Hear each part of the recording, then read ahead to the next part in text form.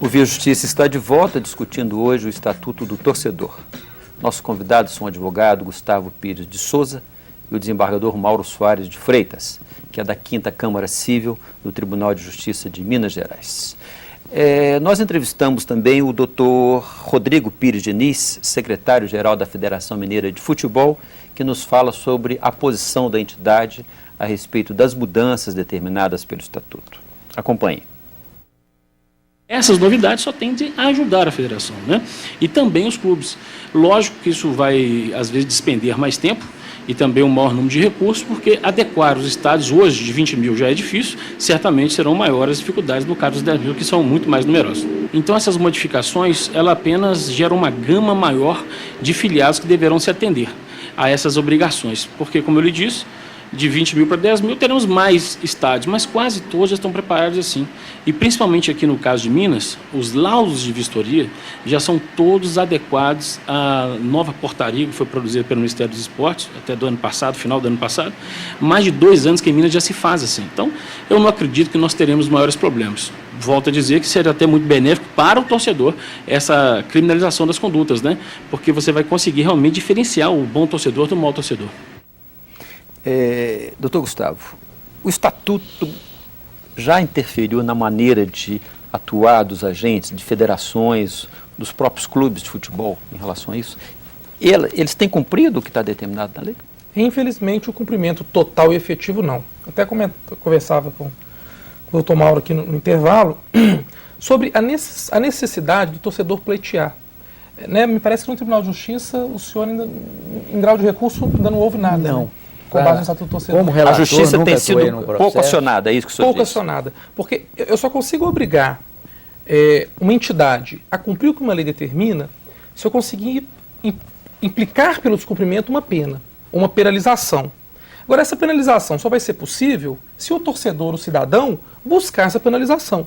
Então, o Código de Defesa do Consumidor, por que hoje ele deu certo? Porque o cidadão passou a ir à justiça pleiteando seus direitos e as empresas passaram a ser oneradas com danos morais, materiais, restituição de produtos. A partir do momento em que os clubes passarem a ser onerados pelo descumprimento do Estatuto do Torcedor, ele vai passar a ser efetivamente cumprido. Eu gosto sempre de citar, porque a gente sempre fala de não cumprir, mas há exemplos positivíssimos.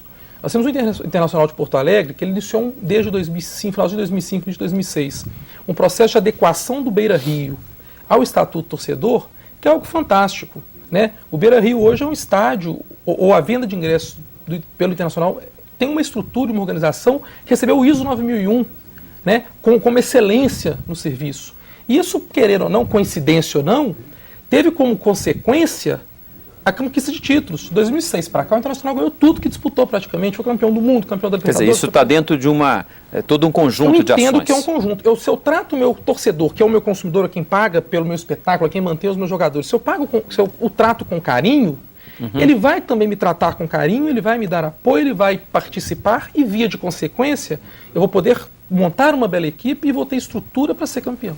Perfeito, né? doutor Mauro. A justiça, naturalmente, a justiça só pode agir se for provocada, né? Com certeza. Agora, recentemente, por exemplo, o Ministério Público em São Paulo vetou 9 dos 18 estádios que estavam reservados para o Campeonato Paulista, ou pelo menos está criando problemas, né? Criando obstáculos, né?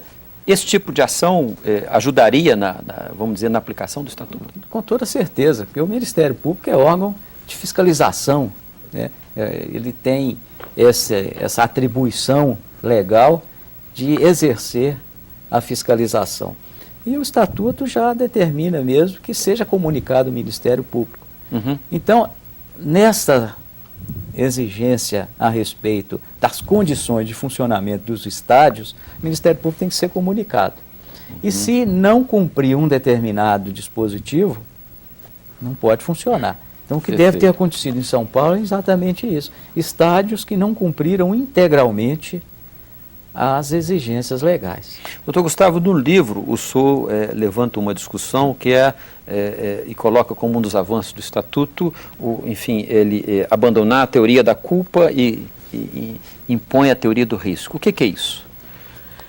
Para haver o direito à indenização, eu tenho que ter o fato ilícito, o dano e uma ligação entre o fato e o dano. Essa ligação, eu vou conseguir chegar até ela por meio da culpa. Então, antes do Estatuto do Torcedor, um clube só poderia ser condenado a indenizar um torcedor se houvesse o fato, o dano, a ligação e a culpa. Perfeito. Após o Estatuto do Torcedor, eu afasto a figura da culpa. A responsabilidade, ela existe com o fato, a ligação e o dano. Então vamos para um exemplo que fica mais fácil.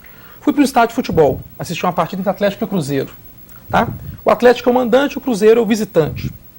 Campeonato Mineiro de Futebol. Antigamente, se eu sofri um dano no estádio, um torcedor jogou uma pedra pro alto que era minha cabeça. A culpa era de ninguém. O clube teve culpa? Não. A dengue teve culpa? Não. O organizador teve culpa? Não. Culpa de ninguém. Morreu. Acabou aí. Hoje, se eu vou ao estádio, sofro esse mesmo dano, opa, teve culpa de quem? Não importa. Eu paguei o ingresso, eu fui para o estádio. O fato. Houve um dano. Por quê? Pode ser falta de segurança, falta de melhor fiscalização na entrada, não importa. Mas eu sofri o dano dentro do local do evento. Eu já tenho direito a receber a indenização caso eu sofra um dano. Quem é o responsável? Pelo Estatuto do Torcedor. Clube mandante, nesse caso, do meu exemplo, Atlético Mineiro, e a entidade organizadora, no caso a Federação Mineira. Gustavo, e a dengue? A dengue é a administradora do estádio, mas para o Estatuto do Torcedor ela não é responsável. Eu afasto a figura da dengue. Mas ocorreu... Mas não há uma solidariedade nessa... Não há. Pelo Estatuto do Torcedor não há. Mas esse fato ocorreu devido a uma omissão da dengue no cuidado do estádio. Este não é problema do torcedor. É problema do mandante. Do mandante. O mandante indeniza o torcedor e depois regressa contra a dengue. Agora, perfeito. O torcedor não é... A solidariedade é entre a entidade organizadora da competição e o clube detentor do mando de campo. No caso citado, Federação Mineira de Futebol e o clube Atlético que Mineiro. mantém, entendeu? Por isso é que eu acho que os nossos dirigentes devem tomar muito cuidado em certas posições que têm tomado. Essa posição mesmo do Clube Atlético Mineiro de trocar as torcidas, isso gera uma responsabilidade para ele que ele não está imaginando. Porque todo e qualquer agressão, igual foi citado no exemplo, será a responsabilidade do Clube Atlético Mineiro. Então, no caso do exemplo citado, vamos aos casos lá de Curitiba, entendeu? Então, lá em Curitiba, houve aquele tumulto, agressões, prejuízos. Quem vai ser responsável solidariamente?